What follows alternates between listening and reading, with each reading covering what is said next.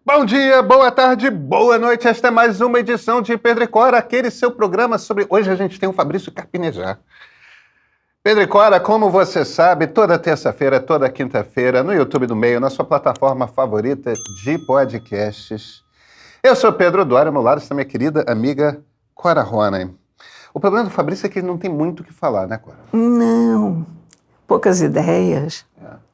Papo difícil. Difícil, a gente pergunta, não rende, né? Ele não dá Não uma rende. resposta Olha interessante. aqui, gente, a verdade verdadeira é a seguinte, que deu tanto papo que a gente vai ter que dividir essa conversa em dois, porque ele é uma figura tão interessante, tão divertida, tão original, que seria uma crueldade a gente cortar É isso.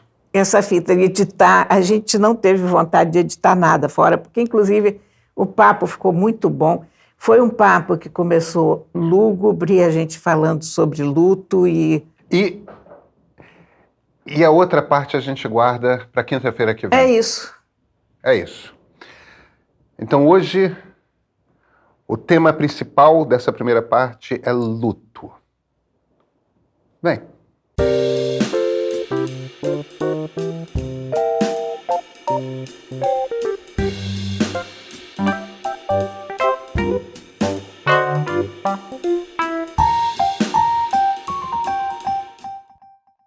Fabrício Carpinejar, bem-vindo. Muito obrigado por ter aceito o convite para a conversa aqui. Eu adoro vocês. Pô, não, isso é gentileza demais de você. Vem cá. Seu livro mais recente se chama Manual do Luto. Por que você escreveu esse livro? Eu queria falar do luto sem falar de uma perda específica. Ou seja, abordar o luto a partir de diferentes perspectivas, girando. Porque se você vai falar de uma perda, você está falando de uma pessoa. E nunca está falando da morte. Nunca está falando da despedida. Quando você fala de um amor, você não está conseguindo falar a respeito do luto. Você vai falar do seu sentimento a respeito daquela pessoa, o quanto você sente falta dela, mas não vai conseguir enxergar o todo. Vai ficar preso no detalhe. Eu queria um olhar panorâmico, pois o luto é injustiçado. Em que sentido? Em todos os sentidos. A gente não aceita que o luto é para a vida inteira. Nós tratamos o luto como se fosse uma doença. Como se você tivesse que um dia parar de senti-lo. Do nada, você vai deixar de sentir o luto. E o luto é uma condição inerente. Vai mudar o seu olhar para sempre. Você não é capaz mais de enxergar a si como antes. Porque o luto é um impacto sobre como você entendia a existência até aquele momento. Desperta o seu fim. Se você usava relógio, você passa a usar cronômetro. A sua morte acorda depois da morte de um ente querido. Você enxerga a sua finitude, enxerga os prazos. Você passa a ser honesto de um modo implacável. Você acha que isso vale para todo mundo? Todo mundo sente o luto dessa mesma forma? Quem não sente o luto assim, um dia vai sentir. Eu lembro que eu fui renovar minha carteira de habilitação. Encontrei um médico falante. E ele perguntou o que eu fazia, eu disse que eu era escritor. Eu me referi ao meu novo livro, esse Manual do Luto. E ele começou a discorrer, dissertar a respeito do luto, dizendo que as pessoas se demoram muito no luto, que elas deveriam virar a página, não podem ficar tristes tanto tempo. Eu aguentando ali, porque eu tinha que renovar a carteira. Não vou comprar briga, eu pensei. Mas ele disse, eu perdi o pai aos 21 anos, e a minha mãe nunca me perdoou porque eu não sofri como ela desejava. Voltei do velório, do enterro, coloquei uma música alta, estava dançando. Aí eu não aguentei, eu perguntei para ele, do que o seu pai morreu? Ele respondeu, de acidente de trânsito. Morte repentina. Eu olhei para ele, pois é, não é estranho que você seja um médico no Detran?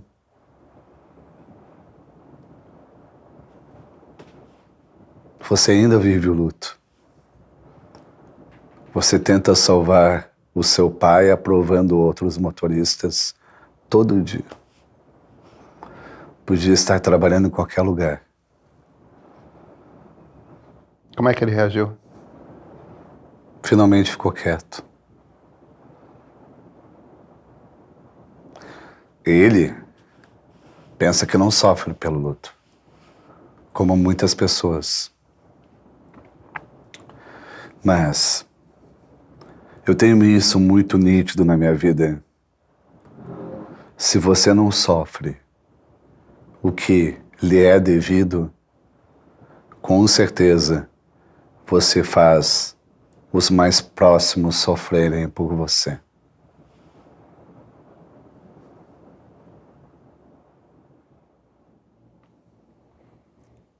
Quando você faz Eu te cortei, Cora. Não, tudo bem. Perdoe. Mas eu gostei da tua delicadeza, porque você cortou um pensamento dela. Sim, eu cortei, mas Não, eu senti não, que houve não. um suspiro. eu senti que houve um suspiro de... Não, tinha uma ideia que ia ser o que eu- concretizada ali. Não, tô falando sério. O que o Fabrício fala faz a gente pensar muito, né? É, claro.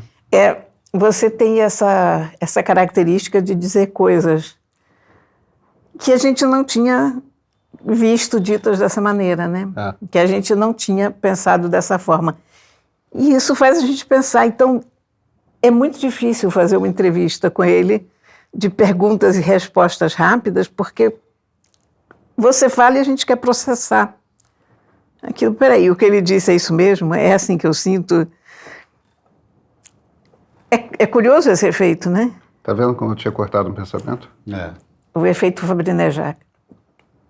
É. Carpinejar, desculpa. Eu já ia juntar o teu nome, Fabrício, com Carpinejar, não ia dar certo. Ou de repente dá. É porque eu conheço ele há muito tempo, eu conheci o pai dele. Ah, É que verdade. legal. Sim, Carlos Nejar. E aí, de repente... Escreveu sobre meu pai.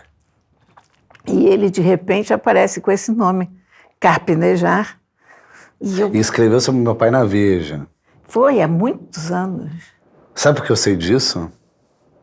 Por quê? Porque foi uma das maiores alegrias do meu pai. Ah, que legal.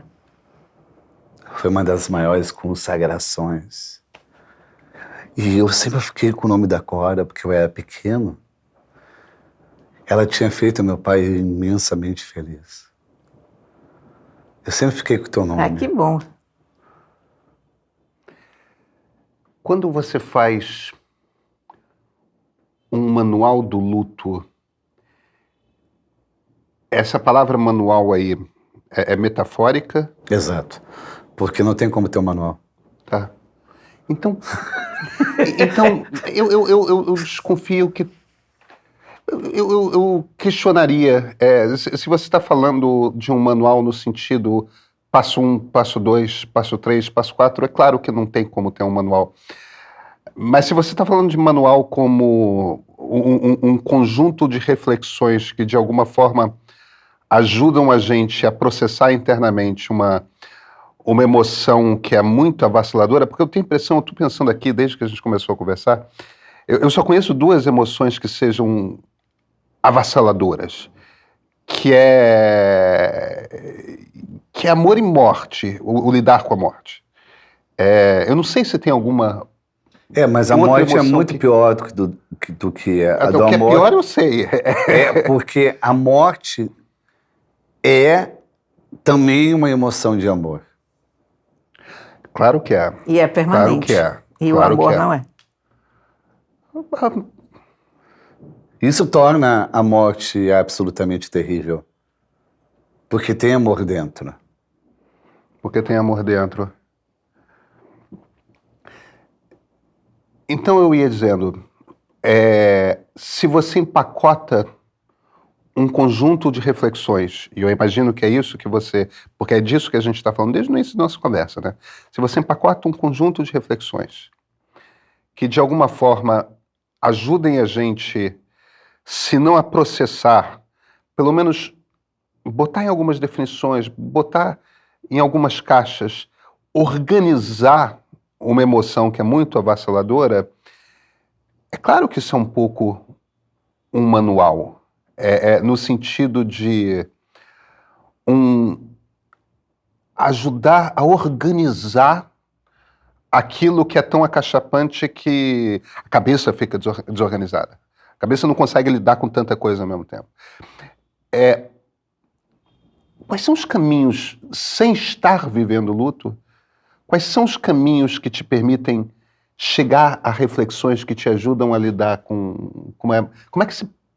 Como escritor, como é que você encara como é que faz isso, Fabrício? O livro é muito mais uma licença para você viver o luto. Uma autorização para viver o luto.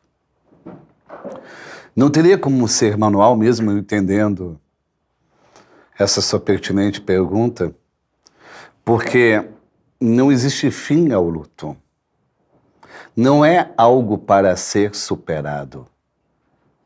É algo para conviver com. O luto, ele tem fases, ciclos. Tem um ciclo da raiva, que você fica xingando o morto. Porque você não me ouviu? Porque você não prestou atenção? Como se ele fosse culpado pela morte. E não importa do que ele tenha morrido. Depois você que se culpa pela morte do outro. Aí vem a culpa. Devia ter dado mais atenção, eu devia ter insistido mais, eu deveria ter protegido. Depois disso, vem a esperança. Por algum motivo, você acredita que o morto pode voltar. Que já passou tempo suficiente. E só quem é enlutado tem essa miragem, meio de Dom Sebastião. Vai voltar. O quarto ciclo é aceitação. Quando você percebe que é irreversível. O quinto é a gratidão. Quando você consegue agradecer o tempo junto. Mas eu cito esse ciclo de uma forma até bem objetiva. Isso é quase um espelho para Elizabeth Kubler-Ross, né? Sim. Só a frase do denial. Isso. Né? Isso. Só que você pode viver esses ciclos por diferentes momentos da vida. Não é que você chegou na gratidão, acabou. Reinicia. O luto é como se fossem ondas. Não termina. Ele vai se repetindo. Aí você pensa que superou a raiva, volta para a raiva. Em menor ou maior escala. Isso faz com que o enlutado se sinta enlouquecido. Como que isso voltou? Deixa eu te perguntar uma coisa. Eu tive refletindo muito sobre essa questão de luto agora por causa desse acidente horroroso com o Voi Paz. E é uma coisa que eu me pergunto sempre, se um luto coletivo é mais simples ou não do que um luto individual. Quando você perde um parente entre 60 outras pessoas, é mais fácil aceitar isso ou mais complicado? E aí eu emendaria uma morte que você espera daquelas doenças que são lentas e que você sabe que no final todo mundo meio que se prepara e tem a morte repentina, como a de um acidente de trânsito, uma coisa assim, que é uma coisa... São lutos... esse luto que se vive em conjunto, como que a Cora está citando. Uma coisa da Covid também, né? Sim. Porque você, de uma certa forma, você perdeu uma pessoa, mas 800 pessoas perderam. Não há maior ou menor luto, Cora. Não. Você vai sentir o luto de acordo com a proximidade, ou o quanto você esteve ausente. Então não tem como mensurar, ponderar a respeito. O que existe é o pior luto do mundo, que é perder um filho. Esse Inverte a ordem natural. Esse não tem o que fazer. Por quê? Você cria uma vida paralela do filho acontecendo. O filho continua crescendo dentro de você. Ele continua aniversariando. Você não tem como extinguir um nascimento. Nem a morte abole o nascimento. É verdade. Isso não acontece em todos os lutos. Acontece especificamente com o luto de um filho. Você não tem como apagar aquela vida acontecendo. E você sempre vai lembrar, meu filho estaria entrando na universidade, meu filho estaria completando a universidade, meu filho estaria casando, meu filho estaria tendo filhos, não importa. E são 2 aniversários. Você sabe que você está falando, cara, minha avó enterrou 2 dos 3 filhos. Minha mãe e meu tio. Meu tio morreu com 28 anos no acidente de trânsito. Minha mãe de câncer já com 53, 54. Eu nunca vi um Alzheimer tão rápido. Minha avó entrou no Alzheimer tipo 1 mês depois da minha mãe morrer. Não conseguiu. Saiu de órbita. E você sabe, tem um tipo de luto que é muito incompreendido, que felizmente, graças à internet, está se tornando mais compreendido agora, que é o luto por bicho de estimação, o luto por pet. Assim, o pet pode ser seu confidente, pode ser seu maior afeto. Ele está a nossa relação com o pet é uma relação de pais para filhos, né? As pessoas até dizem que sou mãe de pet, sou pai de pet, porque de fato a tua relação é essa. É uma pessoa que chegou depois que você já existia, que você se responsabiliza, você paga as contas, enfim. E está o tempo todo ao teu lado. Você não tem nenhuma relação mais íntima no mundo do que aquela com o pet, mais constante. Eu concordo. Está o tempo todo com você. Não há um ser humano que fique. E não tem licença nenhuma. E não tem retaguarda legal nenhuma. E as pessoas ainda gozam, às vezes. É difícil até encontrar em um bom lugar, um bom cemitério para ver. É complicado, né? Eu tenho uma relação diferente com bicho. Adoro bicho. Em casa são 2 cadelas e 2 gatas. E sempre tive bicho por perto. Eu gosto de ter bicho. Principalmente gatos. Gosto de cachorros. As cadelas são da minha mulher, que ela é dog person, eu sou cat person. Mas eu não tenho a mesma relação de afeto que eu tenho com gente, não.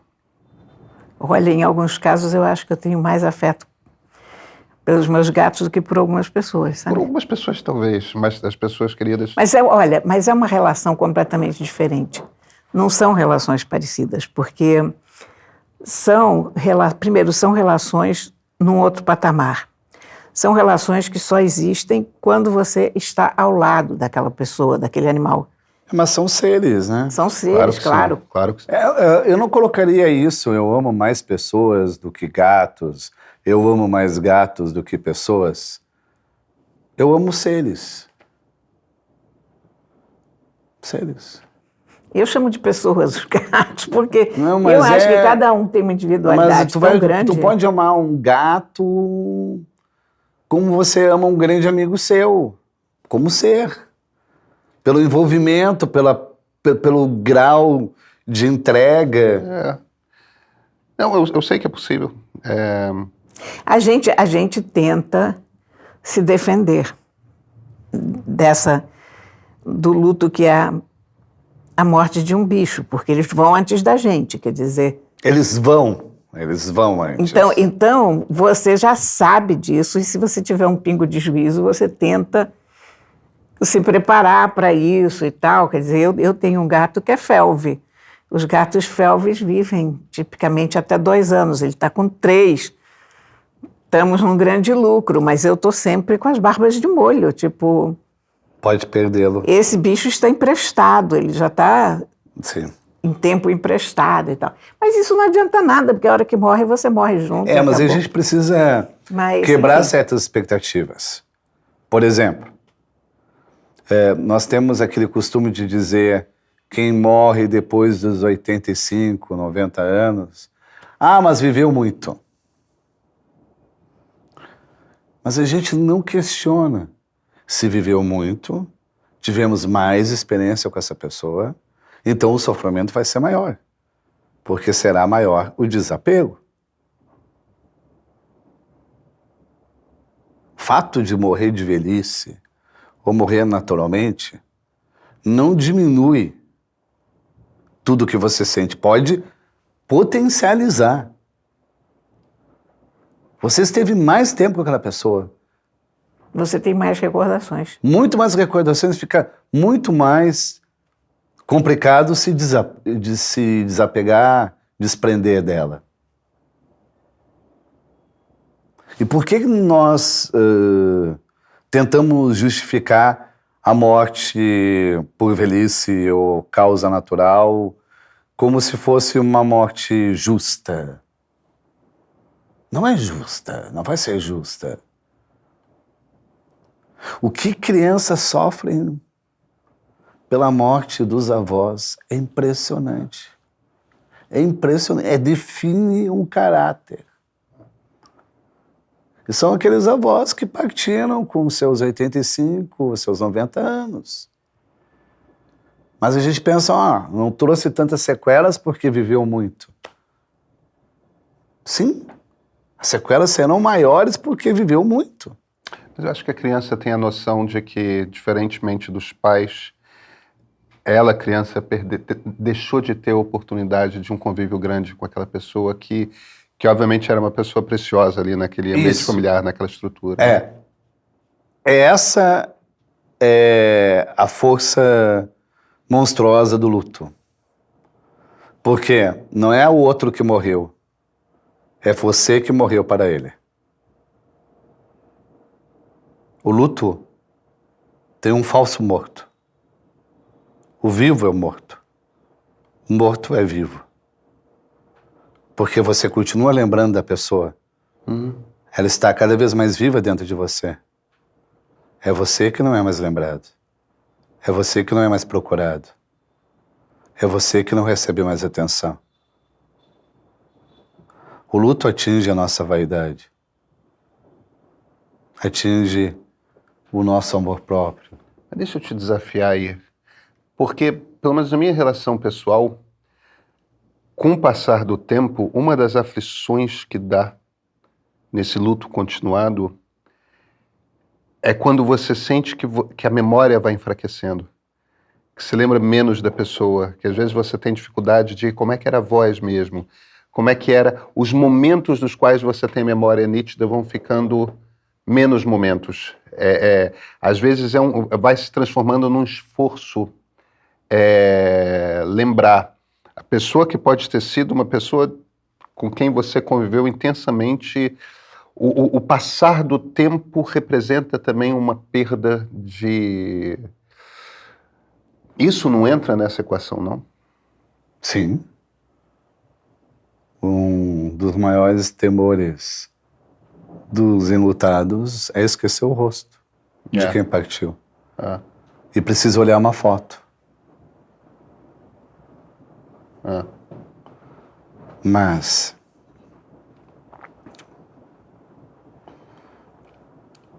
é porque a gente sabe que a pessoa morreu.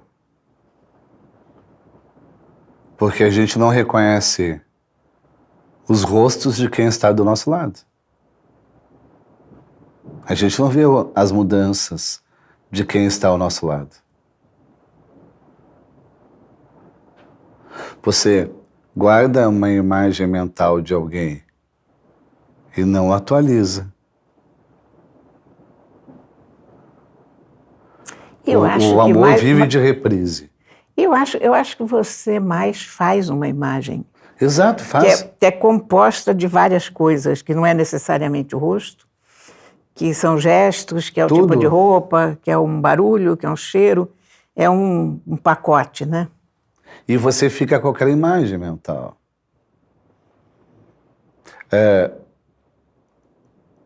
Quem está casado há muito tempo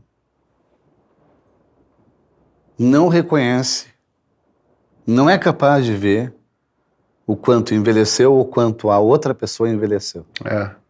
Não é capaz. Passa. É como se fosse uma inibição do sentido. Você não enxerga a mudança. Porque você se fixa à semelhança. Não vai embora. Ou, melhor, é uma pausa de uma semana. Essa foi a primeira parte da minha conversa com a Cora, com o Fabrício Carpinejar. Na semana que vem, tem muita coisa, tem até nude. Vem. Promoção Relâmpago. Leia um mês de meio prêmio por apenas R$ 2,99. Virando um assinante Premium, você recebe nossa super caprichada edição de sábado, o Meio Político às quartas, editoria especial de economia, o relatório Meio Perspectiva e ganha descontos nos cursos do Meio. Só R$ 2,99 no primeiro mês. Mas corra, porque a promoção só vale esta semana.